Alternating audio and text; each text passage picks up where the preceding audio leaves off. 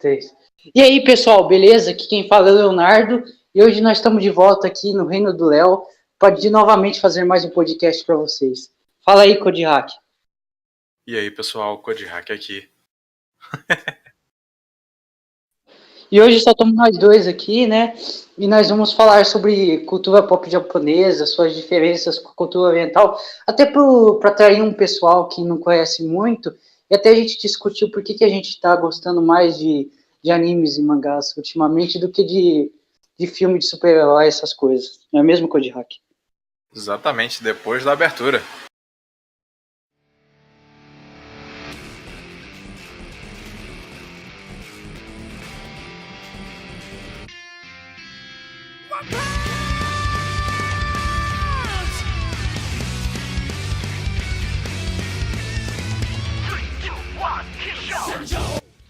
Então, nós vamos falar sobre cultura pop japonesa, como eu mesmo já disse. Então, eu primeiro gostaria de convidar meu amigo Code Hack a falar o que ele mais gosta na cultura japonesa, nos animes e mangás. Cara, não só de anime e mangá, se você for olhar pela reflexão da cultura japonesa, a coisa que eu mais gosto sempre foi aquele princípio samurai, né, que não é necessariamente aquele modelo moral aristotélico que a gente acaba vendo de o certo pelo certo, mas tem muita coisa da honra, né? Hoje no Ocidente você acaba tendo uma certa deficiência dessa parada da honra, de defender o que você acredita, principalmente defender o que é certo. E na época dos samurais, ao modo relativista deles, eles conseguiam defender isso. O que eu acho bacana é que você tem obras hoje em dia que mesmo com que eu gosto de chamar de tomada cultural que o gramscianismo e que o marxismo teve de, sei lá, de uns 15, 20, 30 anos pra cá. Acho que no Oriente é um pouco mais recente do que aqui, né? Mas eu acho que começou. Eu teorizo que começou quando os Estados Unidos dominou culturalmente o Japão. Não, lá o que aconteceu ali, Léo, foi um enfraquecimento. Eles tiveram um enfraquecimento da cultura deles, e até como eu tô pesquisando pra fazer na parte 2 do mini-doc sobre o Japão, né, que é o shitpost. Aliás, o shit talk. O shitpost é o outro quadro em que eu falo de merda e coisa engraçada relacionada à política.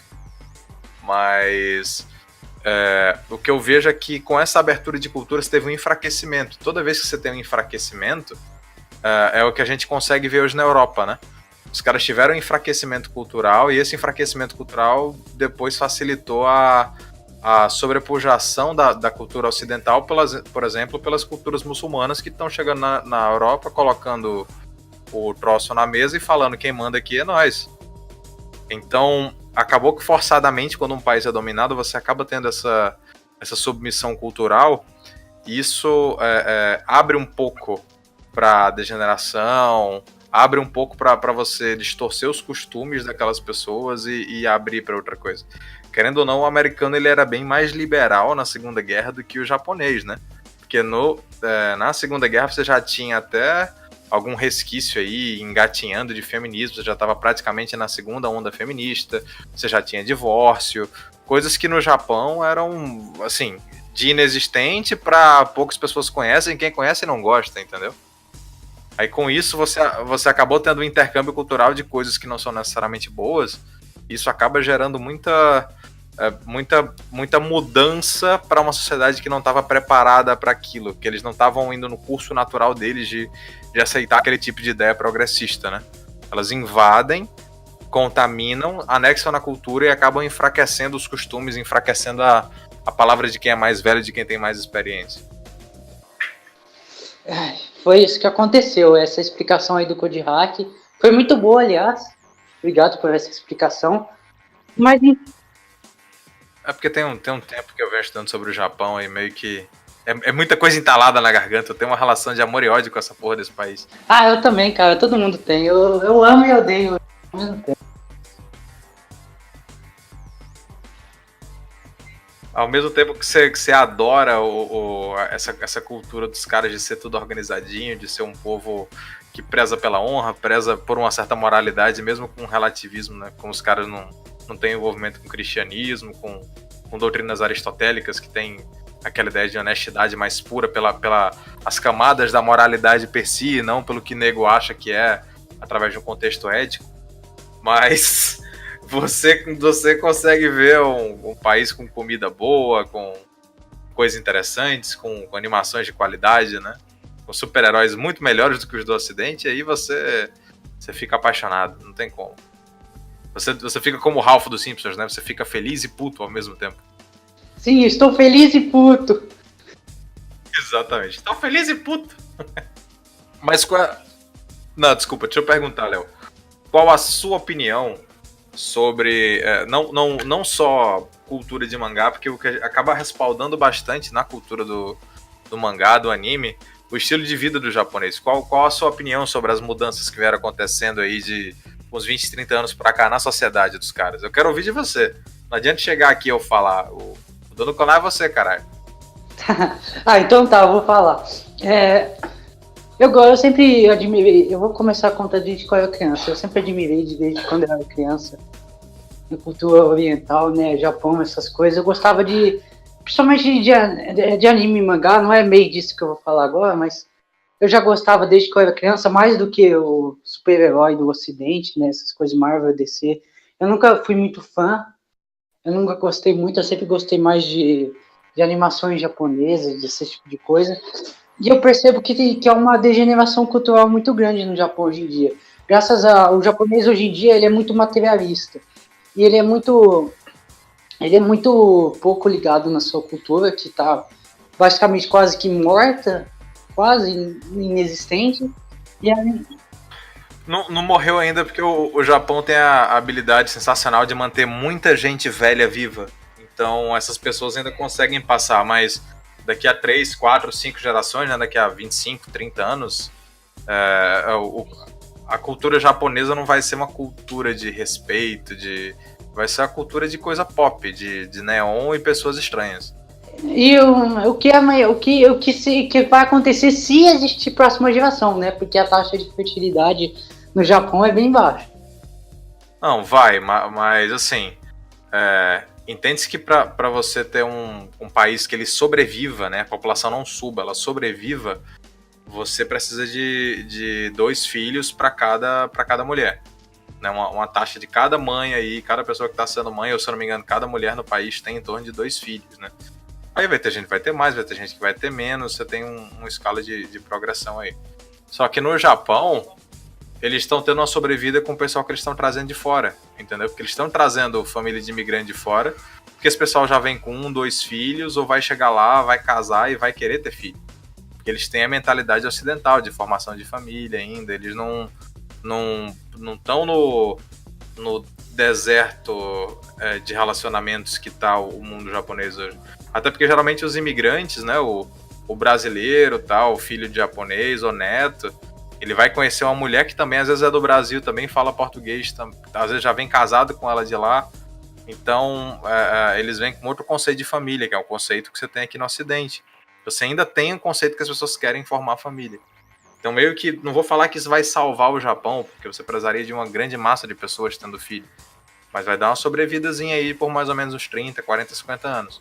No meu vídeo sobre o Japão eu falava 50 anos e é mais ou menos essa linha que o pessoal que faz conta de progressão matemática diz que vai chegar no apogeu em que você vai ter mais gente velha do que gente nova e aí já é irreversível. Com esse negócio de waifu também, sei não. Cara, a gente tem que fazer um episódio só sobre a cultura waifu, cara. É um negócio até que não é bom a gente falar, porque... Só sobre a cultura waifu. Inclusive, um beijo, Paulo Guedes, minha eterna waifu. Um beijo, Paulo Guedes. Um beijo, Paulo Guedes. Mas eu gosto muito da cultura oriental, eu sempre gostei muito, mas eles vêm se degenerando bastante nos últimos anos.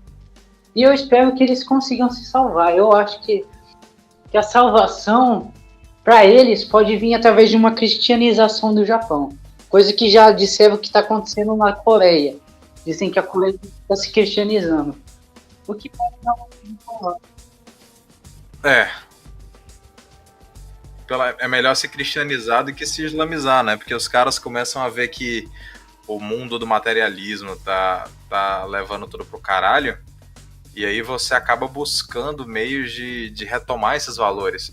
Inclusive que o Islã ele se fortalece, porque ele, através do materialismo na Europa, você vê muito cara que tá fudido na vida, que não tem sentido, não tem propósito.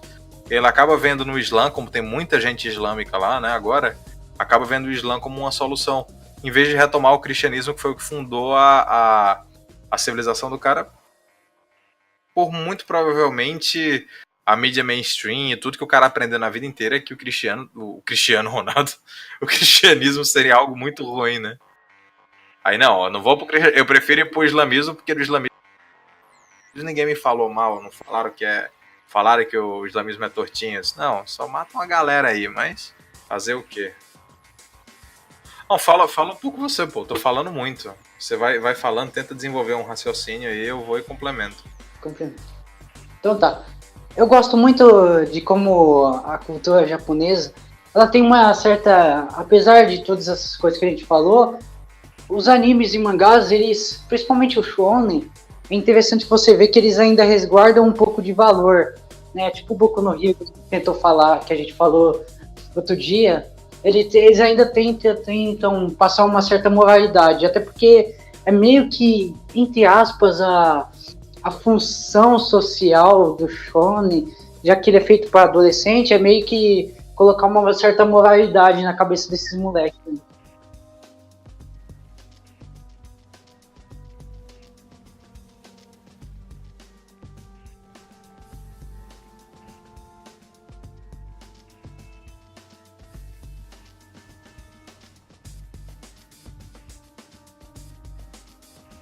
Sim.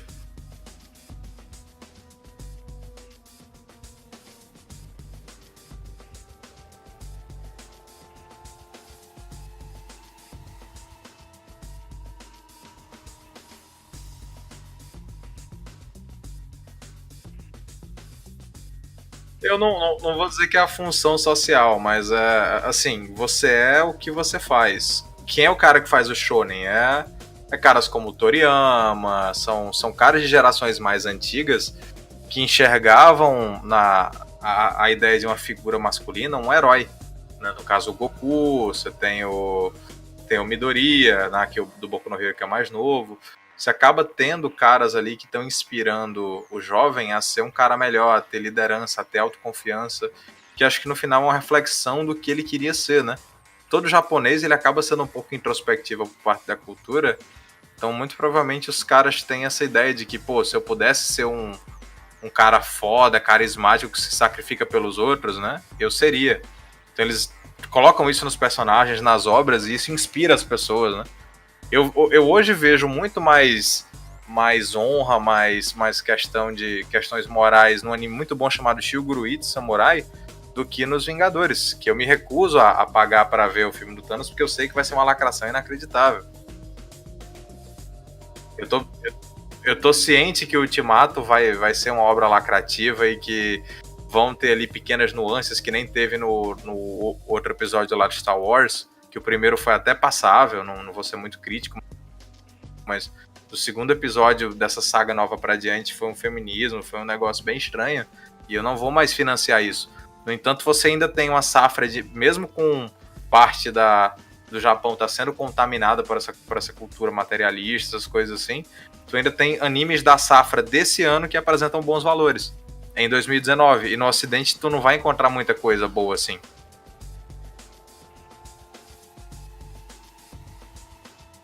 Não, por exemplo, você tem um anime dessa temporada, quer dizer, eu acho que é dessa temporada, né, 2018, 2019, que é o Neverland.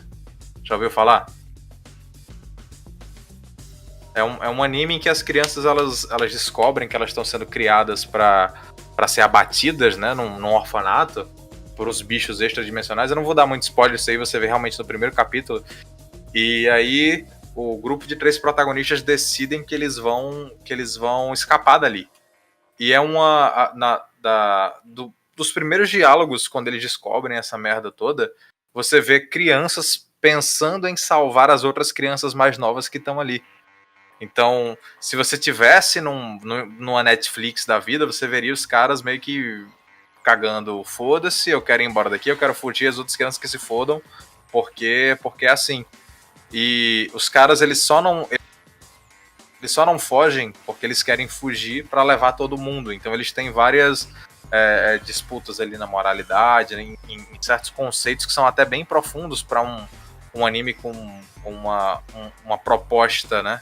Não é uma proposta tão complexa para ser meio que aqueles animes de jogo mental, porque tem uma babá que é motherfucker, filha da puta, lá fica descobrindo o plano dos moleques e eles têm que fugir, e aí você acaba tendo um anime de jogo mental ali. Então, esse anime é foda, é um anime de temporada. É um Death Note da nova geração, né?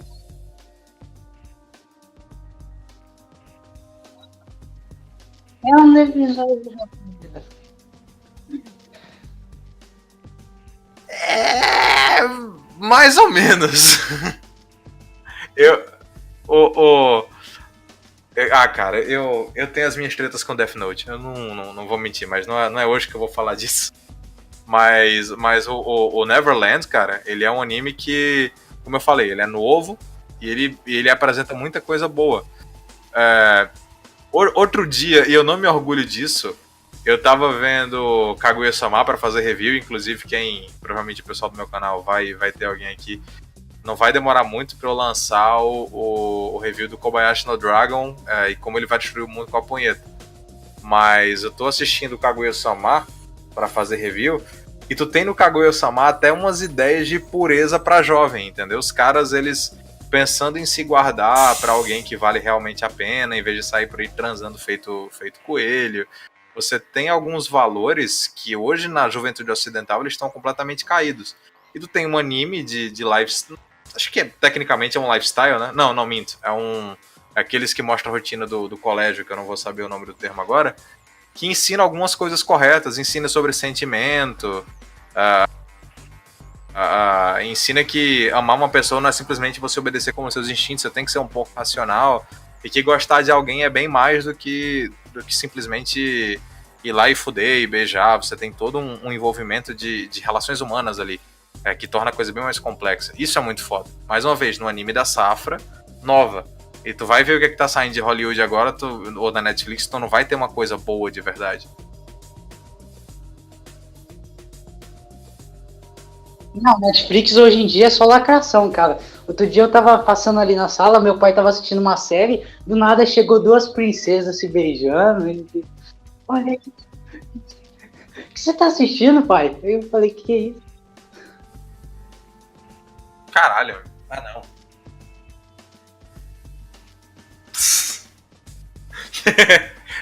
Caraca, realmente a vida imita a arte, né?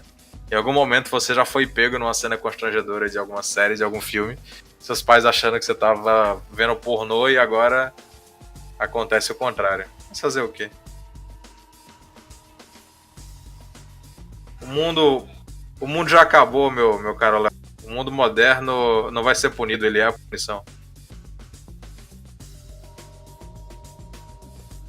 Aí tu corta um pouco das coisas que eu falei, que eu acho que eu falei demais, pô. Tira um dos animes aí, bota só o Kaguya-sama ou o Neverland. Acho que o Neverland é mais complexo. Tira o Kaguya-sama pra não ficar falando demais.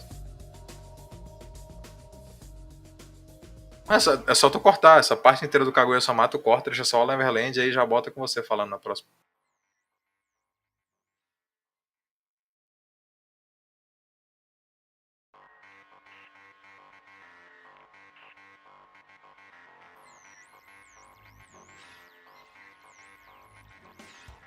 Uhum.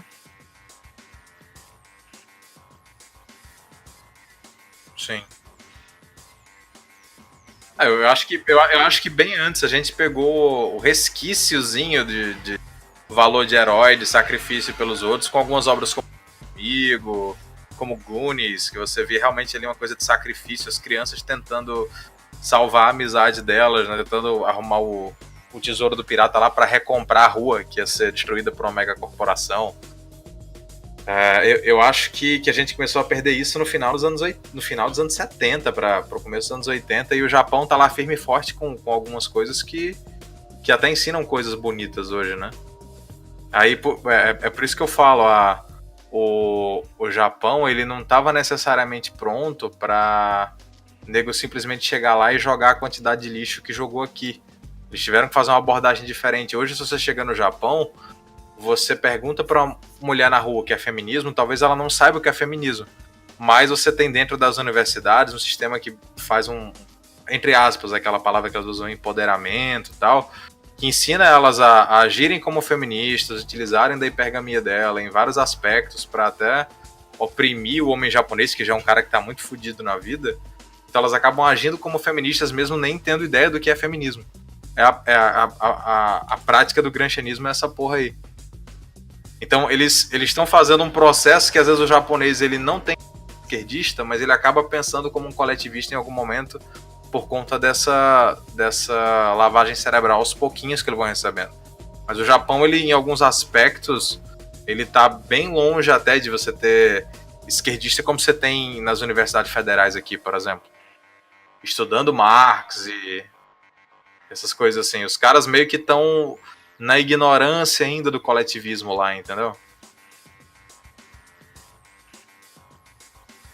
Sim.